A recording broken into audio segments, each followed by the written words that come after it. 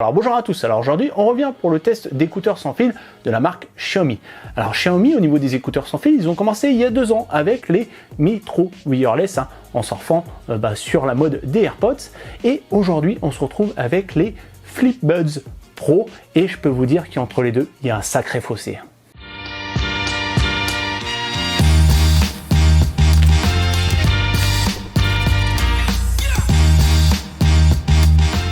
Donc dans cette vidéo, on va tester les FlipBuds Pro, donc des écouteurs sans fil qui ont été annoncés par Xiaomi au mois de mai, donc pas si vieux de ça en Chine, puisque là donc en fait c'est le modèle chinois pour information qu'on va tester aujourd'hui. Et donc ils promettent pas mal de choses sur le papier, comme une nouvelle puce Qualcomm, le fait qu'on va avoir de la réduction de bruit, qu'on aura un mode transparent. Enfin, de toute façon on va découvrir ça ensemble et on commence tout de suite par le déballage. Donc ici on se retrouve avec un visuel des écouteurs. Sur le côté, rien, et derrière, on commence à avoir quelques infos techniques. Donc ici, ça nous indique comme quoi on va avoir une réduction de bruit jusqu'à moins 40 décibels, qu'on aura une latence réduite, donc ça sera intéressant surtout dans les films et les jeux. Ici, qu'on a de la recharge rapide. Ici, qu'on a des diaphragmes de 11 mm au niveau des écouteurs. Ici, qu'on va pouvoir entendre ce qui se passe autour de nous, même avec les écouteurs dans les oreilles. Et ici, qu'on va tout simplement pouvoir connecter différents appareils en même temps, un smartphone, une tablette ou un PC. Allez, on regarde maintenant ce qu'on a à l'intérieur de la boîte. Et déjà, on a une belle présentation. Donc là, on peut voir le boîtier qu'on va sortir. On va mettre de côté. On va regarder ce qu'on a au niveau des accessoires. Regardez-moi ça, si c'est bien fait. Alors ici, c'est marqué type C, donc logiquement, on a un petit câble de recharge. Voilà. On va tout de suite sortir. On va regarder un peu au niveau de la dimension. On doit avoir 1 mètre de câble. Et donc, on est bien sur du type C. Et on a une bonne section. Ok. Après, ici, là en fait, vous voyez les différents embouts en silicone pour s'adapter aux différentes morphologies.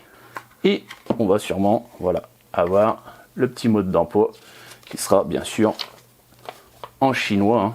Puisque donc on est sur une version chinoise des écouteurs. D'ailleurs, je ne sais pas s'ils vont sortir en Europe. Je n'ai pas d'infos à ce niveau-là. Allez, maintenant, on met ça de côté. On va regarder de plus près la boîte. Hop. Et ben, déjà, regardez-moi ça. Ce beau petit boîtier, alors qui prend déjà les tasses de doigts. Et ce design-là me fait tout simplement penser à la finition céramique des Mi Mix. Donc là, c'est mon Mi Mix 3. Donc vous voyez, on est sur la même finition. Bon, là on n'est pas sur la céramique, enfin, du moins je pense pas. On est plus sur du plastique. Mais déjà, c'est très beau. Donc ici, vous voyez, on a le logo Xiaomi sur la charnière. Et ici, on a un voyant pour savoir où on en est au niveau de la batterie du boîtier des écouteurs. En dessous, on a le port USB type C avec un bouton qui va sûrement nous servir pour l'appairage. Et waouh déjà, rien que l'ouverture du boîtier, on sent que la qualité est là. Ça s'ouvre directement. Alors je pense que c'est un peu le même effet qu'on a sur les AirPods. Après je pourrais pas vous dire, j'ai pas eu d'AirPods entre les mains, j'ai pas pu tester. Mais j'ai envie de faire pareil. Ça peut durer des heures. Allez, on va sortir les écouteurs de leur boîte. Oh, c'est magnifique. Regardez-moi ça. Cette finition. Donc pareil, on est toujours sur un effet céramique. Et ici, on a une partie mat. Ah, moi, je suis fan. Clairement, là, déjà, rien que niveau design, là, je suis conquis. Alors après, forcément, le plus intéressant, ça va être le son. Mais déjà, ils sont pas vilains. Ici, on aura un micro, je pense. On aura un autre micro, qui va être là. Qui, lui, va permettre tout simplement de vous renvoyer les sons extérieurs. Et donc, en dessous, on a les connecteurs pour la recharge, et pareil encore un micro. Voilà. Donc un micro qui va vous enregistrer aussi bien les sons extérieurs ou aussi réduire les bruits extérieurs, puisque vous avez la réduction de bruit, et un qui va prendre votre voix à ce niveau-là. Voilà. Et au niveau du rangement des écouteurs, hop, vous les mettez comme ça, c'est aimanté, et ça bouge pas. Et je suis en train de voir aussi, vous voyez, vous avez une petite LED aussi de notif là-dedans, à mon avis, ça va être aussi pour l'appairage. Voilà. Bon, écoutez, on a déjà fait le tour comme ça, au niveau du design. Maintenant, on n'a plus qu'à les tester. Allez, c'est parti. Donc ça fait maintenant plusieurs semaines que je teste ces écouteurs, donc je vais pouvoir vous donner mon ressenti dessus et on va déjà parler du confort. Et on est déjà à des années-lumière de ce modèle. Là, on est vraiment sur autre chose dans le sens où on a un très bon ressenti, surtout au niveau du maintien, au niveau du lobe. C'est-à-dire que donc l'écouteur rentre bien au niveau du lobe à l'intérieur et on va dire, on n'a pas tendance à vouloir le remettre, hein. C'est-à-dire que il va pas sortir de l'oreille. Il y a un très très bon maintien, un très bon confort. Alors on est sur de l'intra, enfin moi je dirais plus semi-intra, c'est-à-dire qu'on va pas vraiment enfoncer l'écouteur, il va être juste au niveau de l'entrée du pavillon, hein, de l'oreille, hein. Donc on a, pour moi, franchement, aucune gêne et surtout un très bon maintien. Donc ça peut être intéressant pour ceux qui veulent l'utiliser pour le sport. Donc maintenant, on va parler de l'appairage avec les téléphones et surtout de l'application qu'il faudra utiliser pour utiliser le plein potentiel de ces écouteurs. Sachant que, vu qu'on est sur un modèle chinois, il faudra utiliser une application chinoise qui s'appelle Xiaoai. En fait, c'est l'intelligence artificielle, c'est un peu le OK Google de Xiaomi en Chine. Et à partir de cette application, on pourra tout simplement faire les réglages pour régler, par exemple, la réduction du bruit ou autre. Mais il n'y aura pas de version du moins traduite, puisque là, vu qu'on est sur la version chinoise, peut-être qu'une fois qu'il y aura la version globale qui sera sortie, on aura une application traduite, mais à partir d'aujourd'hui, on n'a pas possibilité. Alors moi, j'ai une autre possibilité dans le sens où j'utilise une ROM qui s'appelle Xiaomi EU, qui est en fait basée sur la ROM chinoise traduite en français, et donc au final, moi, j'arrive à avoir donc ces menus de réglage en français. Donc maintenant, je vais vous montrer la petite animation qu'on a quand on ouvre le boîtier des écouteurs, qui est inspiré d'une autre marque. D'ailleurs, vous allez voir, il y a aussi le menu qui est inspiré. Il y a beaucoup de choses qui est inspiré des AirPods. Bon, c'est tout. Il s'en cache pas, on va dire, voilà. Mais c'est vrai que j'étais choqué parce que même moi, je connaissais pas le menu des AirPods. Et puis j'ai été voir justement quand j'ai voulu faire cette vidéo. Et au final, j'ai vu que c'était exactement pareil au niveau du design. Alors par contre, vous pouvez voir, c'est assez long au niveau de la connexion. Ça, c'est ce que je regrette, on va dire. On va dire un des points noirs par rapport au fait déjà, on a une application chinoise si vous n'avez pas de ROM Xiaomi EU comme moi. Mais sinon, vous pouvez voir là directement tout le menu est en français. Mais bien sûr, il faut la ROM Xiaomi EU ou il faudra bien sûr attendre d'avoir les écouteurs en version globale. Donc ici, on se retrouve avec des informations comme la charge des écouteurs ou du boîtier. Et en dessous, donc on va avoir 3 fonctionnalités. Donc on va sortir les écouteurs et je vais en mettre un dans les oreilles parce qu'il faut justement pouvoir les mettre dans les oreilles, puisqu'en fait on a un capteur de proximité au niveau des écouteurs. Hop, voilà. Et à partir de là, donc on peut régler soit le mode transparence, donc là le mode transparence, ça va être pour tout simplement entendre les bruits extérieurs. Donc ça, je trouve ça intéressant, par exemple pour ceux qui sont dans des grandes villes et qui ont les écouteurs sur les oreilles, qui vont aller, je sais pas, aller traverser la rue ou autre. Là, vous allez pouvoir entendre ce qui se passe autour de vous. Donc c'est vraiment un gage de sécurité. Enfin, je trouve que voilà, c'est vraiment intéressant que des fois d'être coupé complètement de ce qu'on a autour de nous, ça peut être dangereux. Que là, on va dire, on a la transparence. Alors ça peut être intéressant aussi pour voilà, quand il y a des personnes qui viennent vous parler ou autre, au moins vous les ignorez pas, quoi. Et donc en plus, vous voyez, vous avez la possibilité d'améliorer la voix ou tout simplement juste la transparence, donc entre guillemets d'entendre tous les bruits, ou juste la voix, c'est-à-dire que s'il y a quelqu'un qui vous parle, vous entendrez, on va dire, la voix en premier, même si j'ai trouvé que ça avait tendance un peu à manger les débuts de phrases. On sent que voilà, il y a une sorte d'algorithme ou d'intelligence, puisqu'on a quand même une puce Qualcomm qui travaille derrière pour ça, et elle a un petit temps de réponse, on va dire, elle va pas tout de suite retranscrire les mots du début de phrase, quand la personne vient vous parler. On sent que derrière il y a une petite latence, même si on arrive quand même à entendre. Donc ça, une option intéressante, je vous dis, pour voilà, entendre au moins ce qui se passe autour de vous, pas vous couper de l'extérieur. Et si vous voulez vous couper de l'extérieur, donc là vous passez en réduction de bruit. C'est d'ailleurs là, on va dire, ce mode là, alors je vais peut-être parler un peu plus fort, mais c'est normal, j'ai des écouteurs, et où au final j'ai eu le meilleur rendu au niveau sonore. C'est-à-dire, apparemment, ce que j'ai pu comprendre, la plupart du temps, quand vous avez justement des écouteurs avec une réduction de bruit, c'est ce mode-là, on va dire, qui permet, entre guillemets, d'avoir le meilleur rendu musical. Et donc là, vous avez 3 niveaux, moyen, faible et élevé.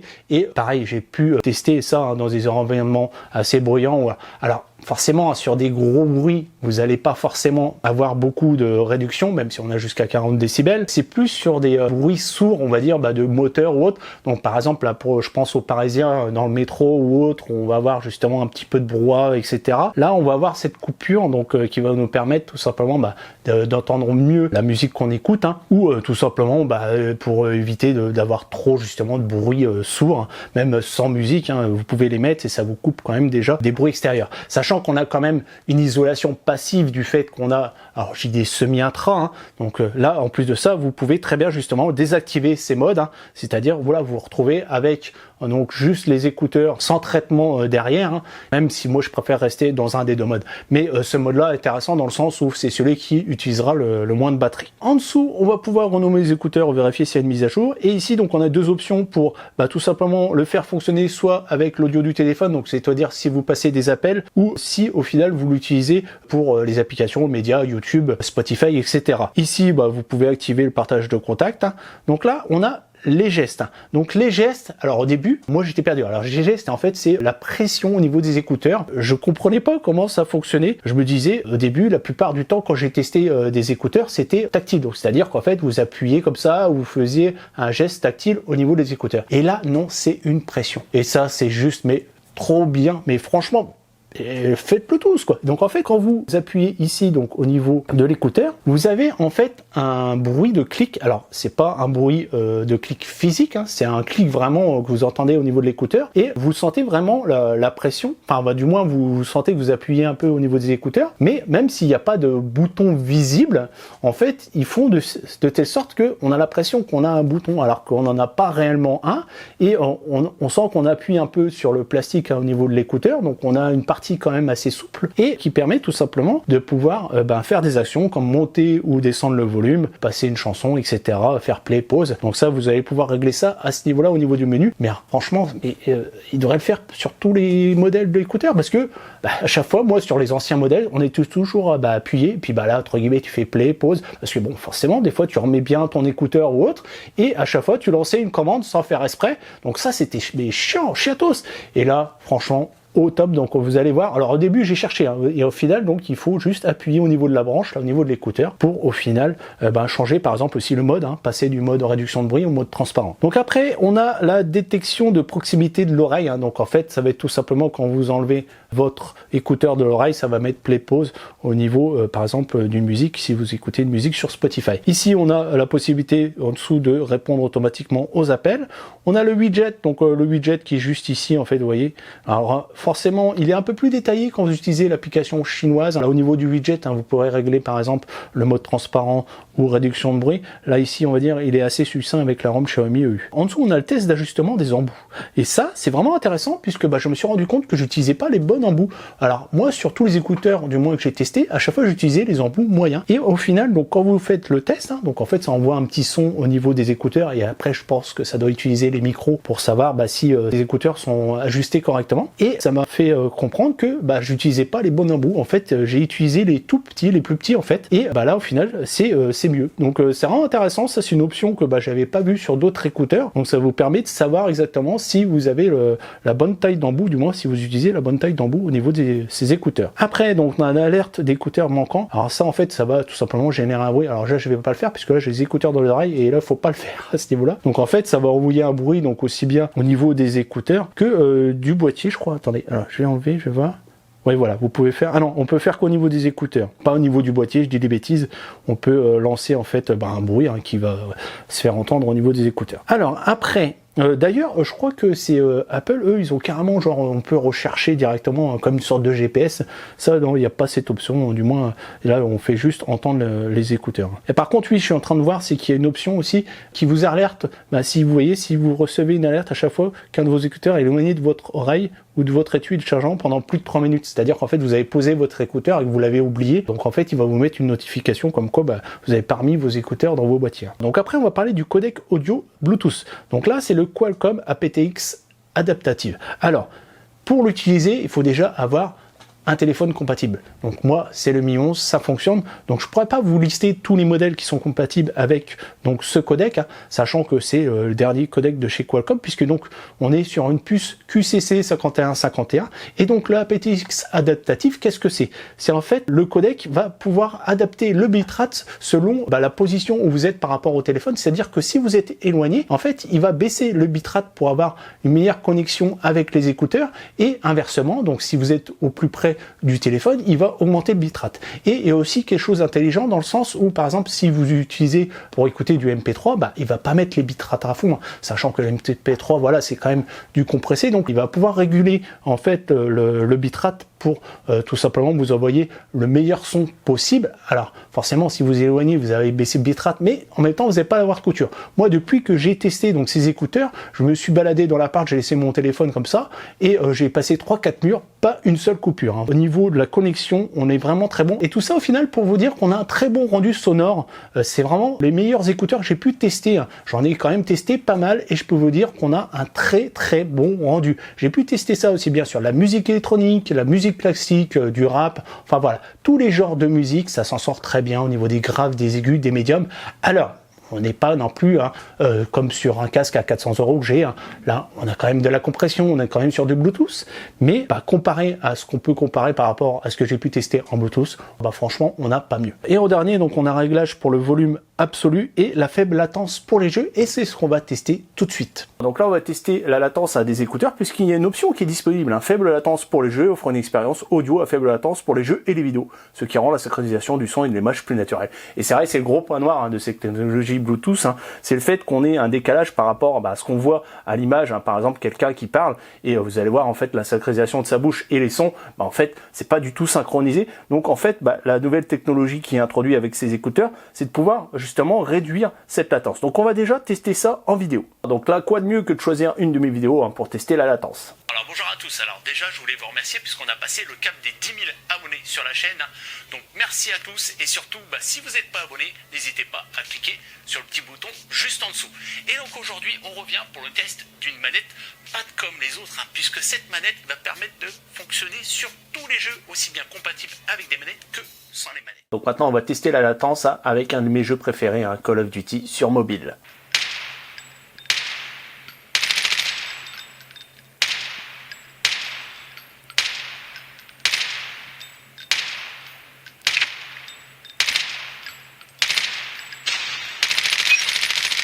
Donc maintenant on va parler de l'autonomie, sachant que moi j'ai fait mes propres tests. Là c'est annoncé pour 7 heures d'autonomie. Alors voilà, c'est toujours dans les meilleures conditions. Moi j'ai testé avec l'option on va dire désactivée, c'est-à-dire que il n'y a pas la réduction de bruit ou le mode transparent, sachant que forcément s'il y a la réduction de bruit qui est activée, ça consommera plus. Donc moi j'ai mesuré au final 6 heures d'autonomie, donc pour 7 heures annoncées, donc on va dire on est dans les clous. Au bout de 3 heures, on était à 50% au niveau des écouteurs. Et donc au niveau de la recharge avec le boîtier, au final, au bout de 5 minutes, j'avais rechargé 30% au niveau des écouteurs. Au bout de 10 minutes, c'était à 60%. Et au final, vous les rechargez en une demi-heure à 100%. Donc ça, pareil, du très bon. Et au niveau de la recharge du boîtier, donc soit vous pouvez le recharger en USB-C, soit vous pouvez le recharger sans fil. Donc là, je pose le boîtier sur le socle de recharge sans fil et vous voyez le petit voyant qui s'allume. Ou si vous avez un téléphone équipé avec la recharge sans fil inversée, vous avez juste à poser votre boîtier pour le recharger. Et donc au niveau de l'autonomie totale, par rapport à la batterie des écouteurs et le fait qu'on va pouvoir les recharger avec le boîtier, on va pouvoir monter jusqu'à 28 heures, donc ce qui est annoncé, sachant que moi, quand j'ai fait une recharge des écouteurs, j'ai perdu 20% de la batterie du boîtier, donc on va pouvoir recharger 5 fois au final ces écouteurs, enfin peut-être un peu moins on va dire, forcément ça dépendra de l'utilisation comme je vous ai expliqué, soit vous utilisez le mode désactivé ou les autres modes, donc forcément l'utilisation de la batterie ça sera plus ou moins importante, et on va dire voilà, on va aller plus de 20 heures d'autonomie, donc on va dire si vous faites 2 heures de trajet par jour, vous allez avoir jusqu'à 10 jours d'autonomie, donc on va dire on est très bon à ce niveau-là, rien à dire au niveau de l'autonomie. Bon écoutez, je pense qu'on a fait le tour, on passe à la conclusion. Donc voilà, c'est temps la conclusion, on va commencer par ses défauts. Le premier, c'est son revêtement utilisé. C'est vrai qu'il est beau, mais par contre, à force, ça va se rayer. Et déjà, on peut le voir, alors que j'ai à peine quelques semaines d'utilisation, au dos du boîtier, on a quelques rayures, et je me dis que c'est des écouteurs qu'on va emmener partout, et qu'au final, au bout d'un certain moment, ça va commencer à s'abîmer. Le deuxième défaut, c'est le fait qu'on est sur une version chinoise, et on a l'application en chinois pour régler du moins ces écouteurs. Donc après, forcément, vous aurez pris l'habitude, et là, vous aurez vu avec ma vidéo les réglages qui sont enfin disponibles. Donc on va dire, après, on va pas y toucher tout le temps, mais c'est dommageable. Peut-être qu'un jour, il y aura quelqu'un qui va traduire l'application pour pouvoir avoir tous les menus en français ou du moins en anglais. Après, ou sinon, faites comme moi, utilisez la ROM Xiaomi EU. D'ailleurs, j'ai fait un tuto pour passer les téléphones Xiaomi sur cette ROM. Je vous mettrai le lien dans la description. Sinon, au niveau de ses avantages, pour moi, je suis conquis. C'est vraiment de très bons écouteurs, surtout qu'on a un très bon rendu sonore, on a un très bon confort, on a des options à foison, aussi bien au niveau de l'effet de transparence, la réduction de bruit, ça fonctionne très bien, on a une très bonne autonomie, on va tenir plus d'une semaine sans problème. Voilà, que dire de plus si ce n'est que, allez-y, hein, lancez-vous. Si vous cherchez des petits écouteurs Xiaomi pour pas trop cher, puisqu'au final, on va les retrouver à un peu plus de 100 €. Alors, pour la version chinoise, je ne sais pas si après, une fois qu'ils auront fait la version globale, est-ce qu'ils vont les vendre en France, est-ce qu'ils vont les vendre peut-être aux alentours des 200 voire 150 €. Mais là, en apport, hein, on les trouve à un peu plus de 100 €. Donc, franchement, allez-y, hein. Sautez le pas, vous n'allez vraiment pas être déçus. Donc si vous voulez acheter ces écouteurs, hein, vous avez tous les liens qui sont dans la description. Et si vous avez aimé, likez, partagez et surtout, abonnez-vous. Ciao, bye bye, à la prochaine.